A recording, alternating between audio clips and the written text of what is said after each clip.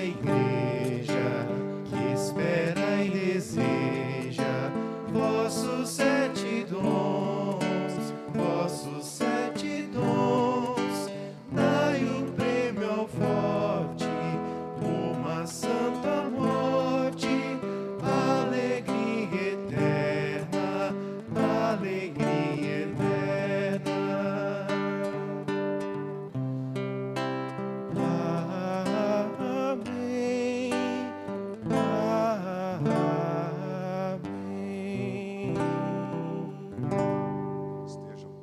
Estamos celebrando juntos esta grande festa da vinda do Espírito Santo de Deus sobre nós e em nós. Hoje também quero saudar de forma carinhosa e especial as crianças, os adolescentes da nossa catequese para a primeira Eucaristia, também seus pais. E quando vêm as crianças na igreja, vêm também os avós, os tios. Isso é muito importante, é muito bom. Tenho repetido, e nunca é demais dizer, o lugar da criança é na igreja, junto com a família. É a família que vem para a missa. Os outros compromissos, sempre haverá um momento, um lugar para eles. Chegou visita em casa, convida para vir na missa. Deixa a comida preparada antes. E assim, a missa se torna o local do encontro, onde a família reunida louva a Deus, penetra nesse seu mistério insondável de amor e assim, abençoada, leva adiante a missão que lhe foi confiada. A família é missionária. Quem aceita o sacramento do matrimônio está abraçando uma missão. Toda missão importa uma cruz. Portanto, a família realizadora da obra de Cristo nesse mundo, passará por muitas dificuldades. Mas como Jesus, que não largou a cruz, haverá sempre de vencer. E aqui está o mistério da nossa fé. Nós não perdemos a esperança. Nós somos capazes de ressignificar todas as coisas e transformar aquilo que a vida nos deu em bem, em benefício. Hoje celebramos a festa chamada Pentecostes, palavra que vem da língua grega, que significa 50 dias. Há 50 dias celebrávamos o domingo da Páscoa. E aquela grande vela, chamada o Círio Pascal, era acesa no sábado santo, a vigília da Páscoa. Por 50 dias, nós nos lembramos dos acontecimentos, a maneira como Jesus ressuscitou dos mortos e falou aos seus discípulos, nos deixando assim esta grande missão, sermos seus continuadores, seus seguidores. Todas as leituras que ouvimos nesse tempo pascal nos falavam da ressurreição, da vida eterna. Como Jesus venceu o mal neste mundo e como Ele, tendo atraído a si o ódio do mundo, foi capaz de, com seu sangue, pagar a dívida que a humanidade tinha com o Criador. É isso que significa o mistério da cruz. É uma conta sendo paga. Na cruz, Jesus suplica ao Pai o perdão dos nossos pecados. Foi a última palavra dele ao se dirigir à humanidade. Ele olha as pessoas que xingam, gritam, ofendem, jogam coisas nele e ele diz: perdoa, Pai, eles não sabem o que fazem. Esse foi o preço do perdão dos nossos pecados. É por isso que nós dizemos assim: todo batizado já é um vencedor. Foi resgatado pelo sangue de Cristo, foi perdoado dos seus pecados. E ao longo da vida, a gente vai cometendo aquilo que a gente chama os pecados veniais, e às vezes até um pecado mortal. Mas a gente sabe que não existe um pecado maior do que a graça de Deus. Portanto, a gente vem se confessar, a gente acredita no perdão e a gente recomeça, a gente dá um sentido novo para a vida. Isso é fé. A fé alimenta a nossa esperança e não nos deixa desanimar. O Espírito Santo, prometido por Jesus, veio simbolicamente manifestado no seu sopro. Ele olha para os seus discípulos, seus apóstolos, aqueles que confiam nele, e ele sopra sobre eles. Se vocês se lembrarem, o primeiro livro da Bíblia, chamado Gênesis, Deus criou todas as coisas. Tudo que existe é obra do coração de Deus. Criou o ser humano. Mas o ser humano parecia uma pedra, uma árvore ou um dos outros animais. Não tinha alma, não tinha consciência. E aí, lá no livro do Gênesis, capítulo 3, a 5, diz assim: e Deus soprou sobre o ser humano. Ele compartilhou o seu espírito. Mesmo assim, a humanidade traiu a confiança de Deus. Seduzida pelo mal, a humanidade quis se colocar no lugar de Deus. Esse é o grande pecado do ser humano. Fazer de si mesmo uma referência, dizer: eu sou a verdade, eu sei todas as coisas, sou eu que decido sobre a vida e a morte, o certo e errado, o bem e o mal. Foi assim que o tentador convenceu os primeiros pais a traírem a confiança de Deus. Se vocês comerem desse fruto, que é o fruto do conhecimento, vocês serão como deuses. A humanidade não é referência. Nós não podemos nos colocar no lugar de Deus. Deus é a nossa referência.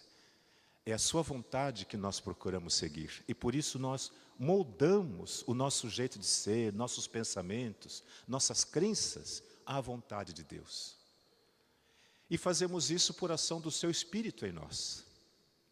Era preciso que Jesus fizesse uma nova criatura, não destruindo a antiga, mas dando a ela um sentido novo para viver. É por isso que o sopro de Jesus é o sopro do Pai, o sopro que renova, é a recriação da natureza humana. Tendo sido impregnados do Espírito Santo, os discípulos que estavam reclusos, com medo, por conta das coisas que aconteceram, diz a primeira leitura, eles saíram da sala onde estavam e foram evangelizar, isto é, foram levar a boa notícia ao mundo. E aqui está o ensinamento. Às vezes a gente tem a impressão de que nós só somos fiéis, só somos discípulos, só somos cristãos quando estamos na igreja, protegidos. E Jesus é esse que nos impele a voltar ao mundo, às nossas famílias,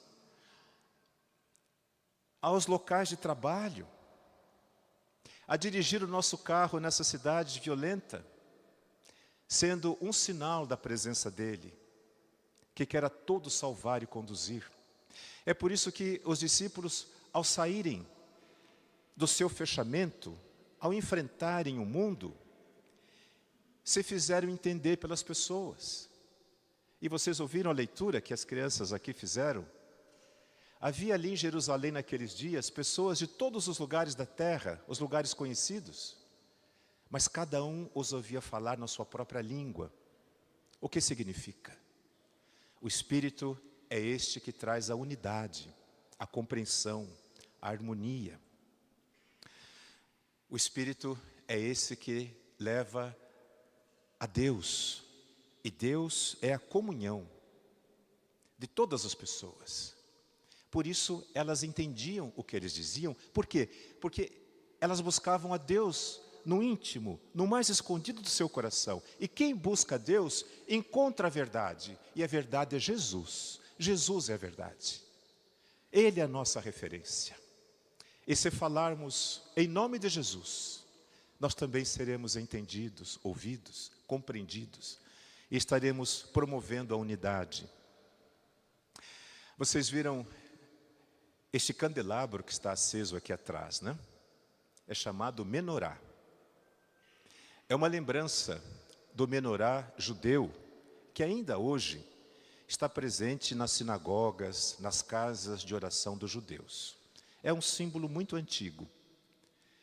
Ali está a plenitude do poder de Deus representada nas chamas. As chamas, 7, significam a perfeição da luz divina nesse mundo. Mas a igreja, por conta de Pentecostes, achou de colorir as velas, dizendo assim, são como que dons que Deus derrama sobre o mundo, sobre as pessoas, sobre a sua criação. Cada um é de um jeito, cada um tem como que uma cor, cada um tem a sua própria natureza, a sua própria história. Cada um sabe a dor e a delícia de ser o que é. Mas todos nós fomos chamados para brilhar. A todos nós, Deus quer ver reluzentes nesse mundo. Do nosso jeito, com as nossas limitações, carregando as nossas frustrações, os nossos medos, vencendo as dificuldades, dando um sentido novo à vida, mas brilhando para mostrar o caminho. E isso se faz na unidade. Aí está novamente o Espírito, essa improvável capacidade de unir aquilo que é diferente.